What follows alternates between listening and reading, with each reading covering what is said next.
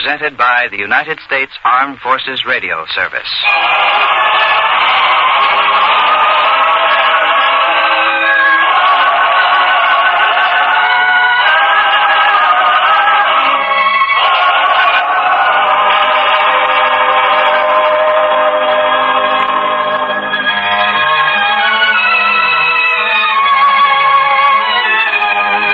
Tonight we present If You Have Faith, a drama based on a teaching from the greatest life ever lived.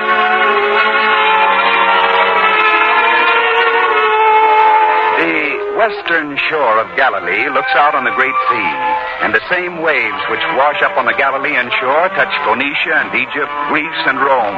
Ships of all nations are carried to Galilee on the great sea.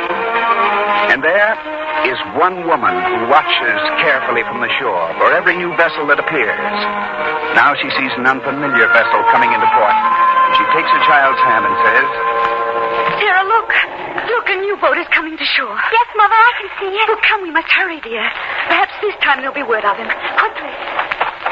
Mother, please, you're going too fast for me. Then I shall go on by myself. You follow, dear. Follow. Mother! Lend a hand here, man.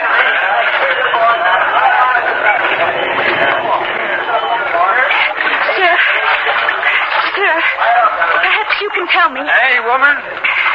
What do you want? Did you just come ashore from that new vessel that stands out there? You? Huh. She's covered every cove on the Great Sea. I mean you, here in this port. Ah. This is the first time you've been here in some years, isn't it? Yes, and what can I do for you, woman? What do you want? In your wanderings on the sea, did you happen to see a vessel from this port, flying 2 sails, and with the language of our country inscribed on her red and gold prow? I've seen some vessels that fit that description, yes. Saw one only 3 months ago in Corinth. 3 months ago? Did you see her crew? A tall man with dark hair and a face brown from the sun. Did you see him? Everyone seemed to look like that. After all, when men are at sea under the burning sun for 5 months... 5 months? If they were at sea only 5 months, it's not the vessel I mean. Not my husband. Oh, your husband. Has he been gone long? 4 years. 4 years. Well, you'll never know what'll happen at sea. Sometimes you think you've seen the last of a vessel, and then like a miracle, she shows up in port one day. It happens that way. Sometimes. Mother, did he know? No, dear. It's like it's been all the other time. Come. We'd best be getting home. I'm sorry, woman. There are those in every port who ask. But 4 years. I don't remember any woman asking about a vessel gone 4 years. I know. No, ma'am.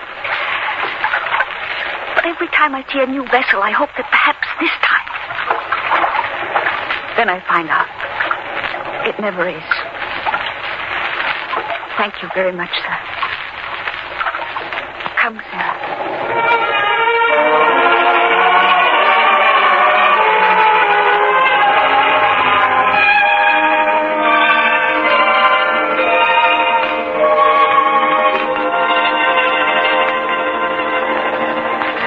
We shall stand here on this cliff, Sarah, and watch the sun go down into the sea.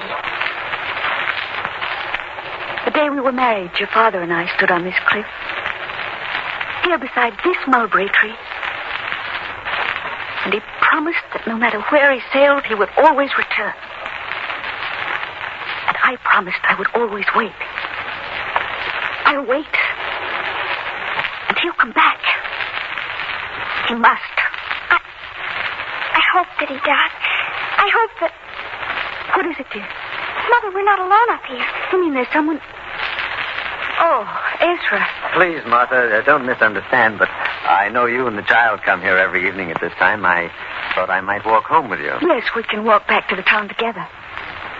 But first, would you and Sarah go on a few paces? Yes, of course. Come, Sarah. Your mother will catch up to us later. Yes, sir. Mother, you will catch up, won't you? Sarah? Yes, sir? You shouldn't call me sir that way. You and I should be friends. Maybe one day we'll be more than friends. What do you mean? Tell me, what does your mother do when she's alone by that tree? Oh, she just stands there. She doesn't say anything, but somehow you know that she's talking to someone. To my father. Telling him she's still waiting. Mm-hmm. I thought so. What did you mean, sir? About someday we'd be more than friends. Well, I hope one day to convince your mother that I love you and her enough to take care of both of you. Sarah? Ezra, wait for me. Well, we'll talk about it later, my dear. Talk about what, Ezra? Oh, Sarah and I, we were, talking. Ezra, please, I asked you not to talk to the child. When the time comes, if it comes, I'll talk to her. I'm sorry, Martha. Now, shall we start home? It'll be dark soon.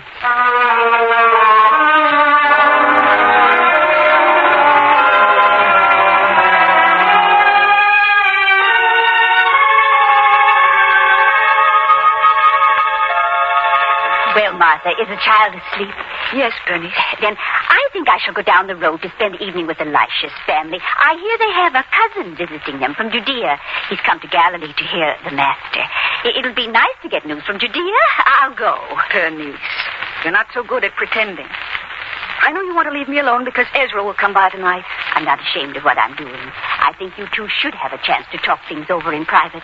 After all, Ezra's a fine man, well situated. And for a man of his position to marry a widow, it just shows how nice he is. I am not a widow. I've heard you weep at night. If you really thought Gabriel were coming back, you'd not weep like that. My dear, I know a widow's tears. Oh, there he is. Where's my shawl? I must tell you if I want to meet Elisha's cousin. Oh, Ezra, I'm sorry. I'm very sorry. Well, is there something wrong? Where's your Aunt hurrying? Any place but here, I think. Oh, I see. Well, I have one staunch ally in this household and one friend. That's not fair, Ezra. No one thinks more highly of you than I do. For more than a year now, you've been able to hide that very successfully. I'm sorry. That wasn't a very nice thing to say. But I love you so, Martha. Please, Ezra, I don't want to talk about it. Martha, listen to what I have to say. I know that you don't love me. But it will be enough for me to know that you're my wife and that Sarah's my daughter. And then perhaps after a while, you'll grow to love me. It could happen. Couldn't it? Maybe you don't really know what love is, Ezra. The way I feel about you, well, surely that's love. Then you should know that love is not something easily put aside. It's something one's heart forgets. I could never forget Gabriel. I wouldn't ask you to. After all, he was your husband. He was my husband. I know he still is. Somewhere he's alive. Then why hasn't he returned? I don't know that. If you loved him as you say and he loved you, then surely nothing could keep him away if he were alive. Please, Ezra. No. Now, you listen to me. There's more than yourself to consider. There's little Sarah. We manage now. Now, yes. But later. What will happen later? She'll grow up and miss the things that I could provide. Martha, I promise you, she shall have everything that I can give her. And that's something to consider. You're very kind. And especially nice to Sarah. Well, then, are you being fair to her? She's entitled to a father and the things a father could give her. Ezra. Ezra, don't say any more. Oh, I'm sorry. Would you rather I left now? Oh, you don't have to answer. I'll go. But it doesn't mean that I won't be back. Someone must convince you what's best for you and the child.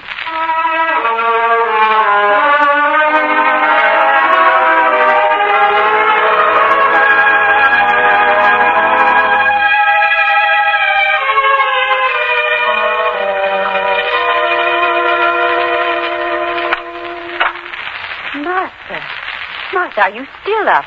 Yes, Bernice. Sitting alone by a cold hearth. You've been crying again, haven't you? Please, Bernice. Well, you can tell me. What did he say? What did you say? Nothing that hasn't been said before. Oh, that's too bad. And now you're crying again. Poor Martha. Oh, child, this all happened to you when you were too young, too full of romantic notions. If you'd been older, you'd have felt different. That wouldn't have made any difference. I know. You're thinking of promises made up there on the cliff overlooking the sea, beneath that mulberry tree. But does a man know what can happen to him when he makes his promises? Can promises fend off a storm at sea or right a ship that's capsized? It's not for any ordinary man to say what will happen. That's for God and his prophets. Let go of me. Oh, wait, my dear. Martha, where are you going this time of night? Martha! Martha! Poor girl. Aunt Bernice, what happened? Where's my mother? She's gone out. So late. Where? Where? To climb to the top of that cliff, to sit under that tree in the moonlight and cry to herself. The sea is salted with the tears of sailing men's wives. Come, child. I'll put a cloak on you and we'll go find her.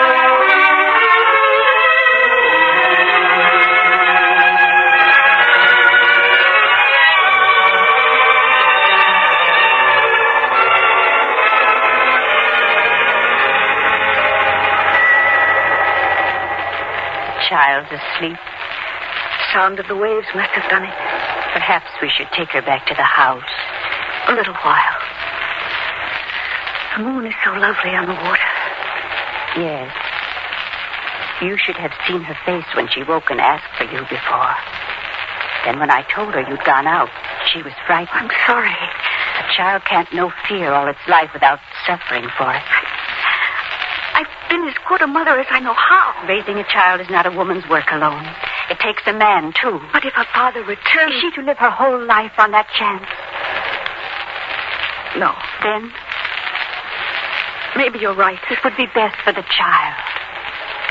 I must think about it overnight. By morning, I'll know my answer.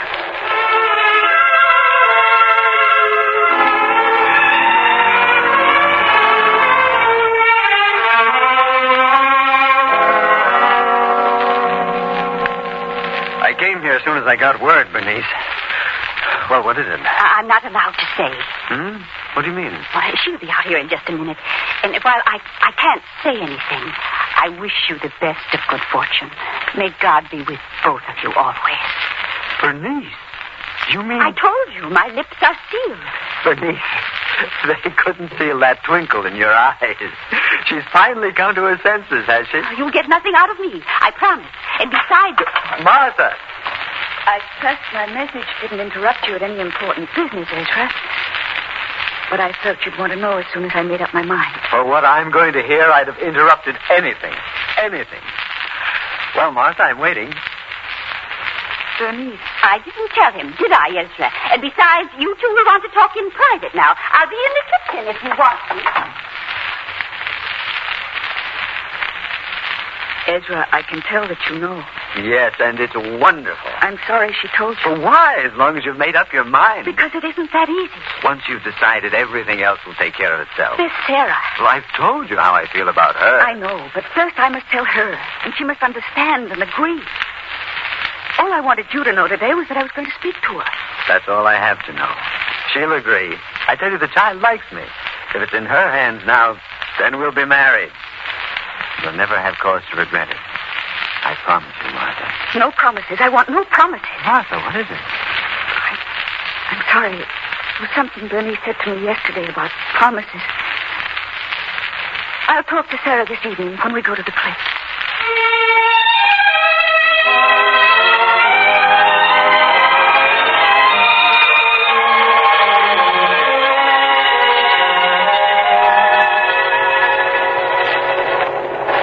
Mother, Yes, dear. you haven't said anything at all I've been thinking, dear. about Father. Sarah, you told me you heard people say that he might never come back. Yes. Well, suppose he didn't ever come back. You think so, too? We've waited a long time, Sarah, both of us. But you said not to believe the other people. After a while, you have to believe, my dear. There just doesn't seem to be anything else to do. All right. And And if your own father isn't coming back, then... Well, you ought to have a new father. I never thought about that before. Well, now you do have to think about it. Do you think Ezra is nice? I mean, do you like him? Do you like him? Well, that doesn't have anything to do with it. It's the way you feel that counts. I don't like to talk like this, Mother. Please, dear, try to understand. We have to talk about it. I don't know. Listen to me, Sarah. It's important. Wait. There's someone coming up here to our cliff. Yes, look. A whole group of men. And the one who walks in the midst of them. Sarah, don't you know who he is?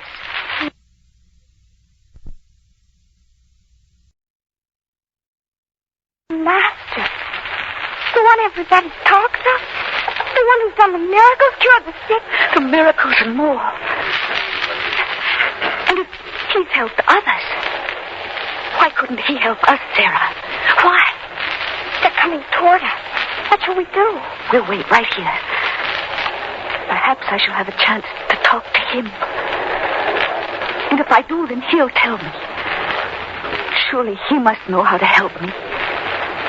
We'll wait here. And be quiet, Sarah. And we tried, Master. Tried to help the boy. To ease his pain, to cure him. And yet we're not able to accomplish it. Didn't we try, Thomas?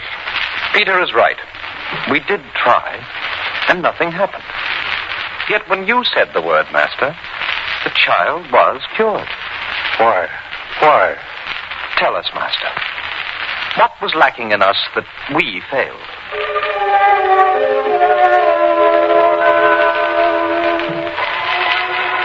If ye have faith, ye might say unto this mulberry tree, Be thou plucked up by the root, and be thou planted in the sea, and it should obey you. Then it is faith which makes all things possible. Faith. Did you hear, brothers? Did you? Mother, they're going. But didn't you want to talk to the Master? I've heard all I need to hear. Faith. That's what's almost slipped away from me now. That's what made me falter and think there might be another way. Well, there is no other way for me. Come, Sarah, we'll go home. But, Mother, what you were saying before about Ezra. No need to talk about that anymore, my dear. And I shall tell him so.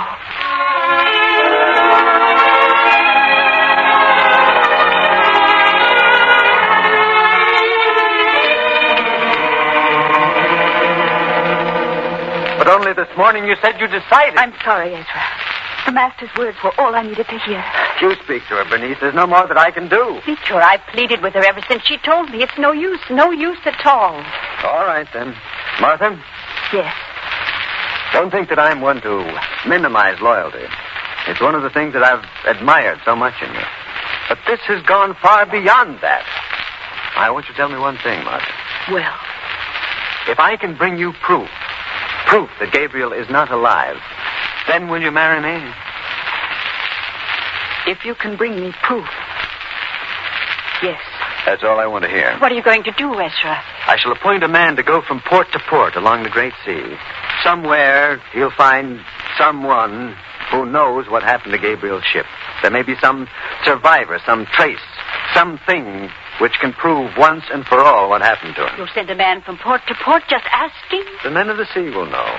Someone will know. But when he comes back, I'm sure I'll have my proof.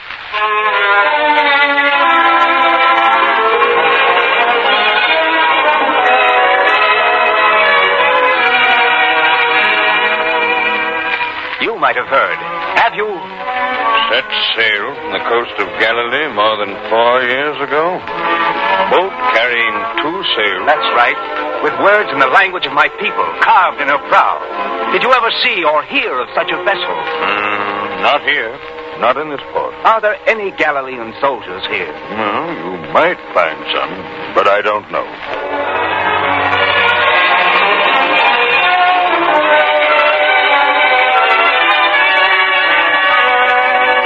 sails she carried. And the language of Judea carved on her? Yes. Have you heard about such a vessel? Seen her? I can't say for sure. There was a man here who used to talk of such a boat.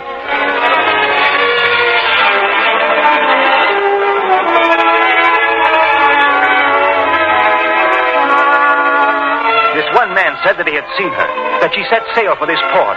Do you remember such a boat? More than 4 years ago it was. Try. Please try to remember.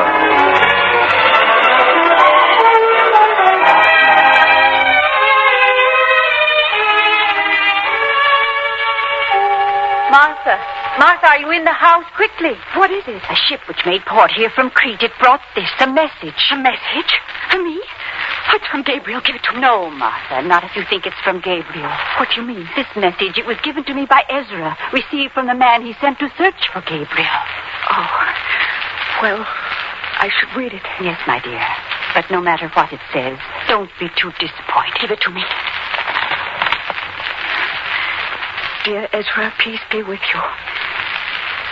Here in Crete, I have found a man who knew the ship that Gabriel sailed on. She set sail from this port and was never heard of again. The man told me that he had heard a rumor that such a vessel had been caught on the shoals along the Egyptian coast, destroyed. All hands were lost. But in accordance with your instructions, I'm not trusting to rumor. I shall seek till I have more convincing proof. Martha. Oh, Anthony. No. It was to be expected.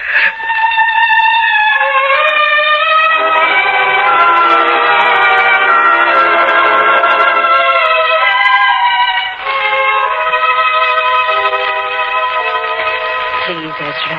She's been so ill since that last letter. We must be careful how we tell her. Don't worry. Martha? Oh, Ezra. Yes, it's I. You feeling better today? You know, I blame myself for this. Oh, it's not your fault. Whatever happens, I want you to know that I truly appreciate all you've done on my account. The search, even if it was in vain. But if it weren't in vain, Martha... Not for you, perhaps. You have your proof. The one thing I didn't want to recognize. And you proved it.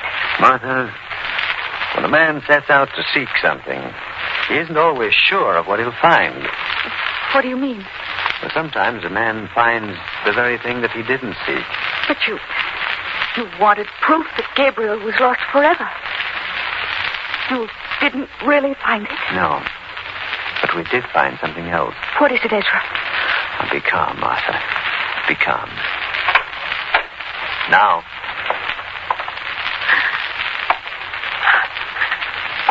Gabriel. Martha. Oh, Martha. Oh, Gabriel. Where? How? I don't understand. The ship I sailed. She went aground on the shoals off the Egyptian coast. That part was so, as the letter told you. But we were saved only to be captured by a nomad tribe and sold into slavery. I couldn't write to you, couldn't get word to you. And then Ezra's man appeared, like a miracle. He bought me from my owner. He brought me back here to you. Oh, Martha. Ezra, you did all this. No. No, Martha. He's here only because of you. Waiting and weeping was all I could do. No, you did more. If you hadn't been so steadfast in your faith that he was alive, we'd have forgotten him. I'd never sent a man to search. We never would have found him. It was your strength, your belief. Mine? No. It was the strength I found in the Master and his words. On that one day when I might have given up, I heard him speak to his disciples. I heard him speak of faith and what it can do. That's what gave me new strength to go on believing you were alive, Gabriel. The master. You must remember I hadn't heard of him when I left here before. You must tell me what he said, my dear. Yes, Gabriel. I stood beside our tree when I heard his words.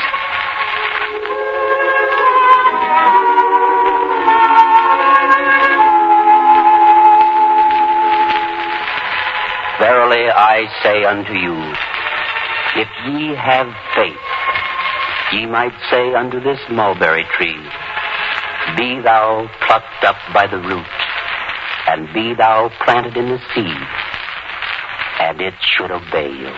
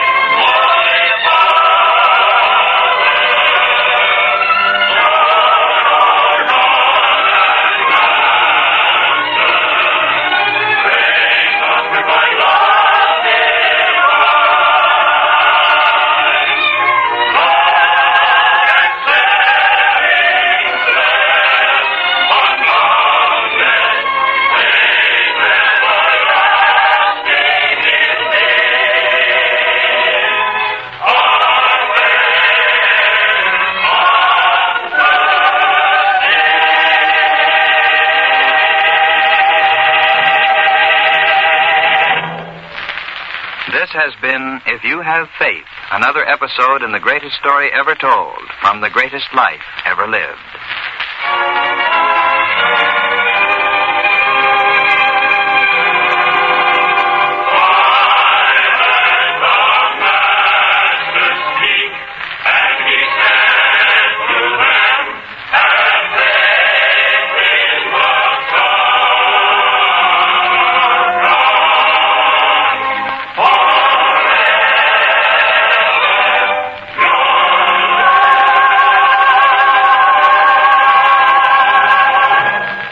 This is the United States Armed Forces Radio Service, the voice of information and education.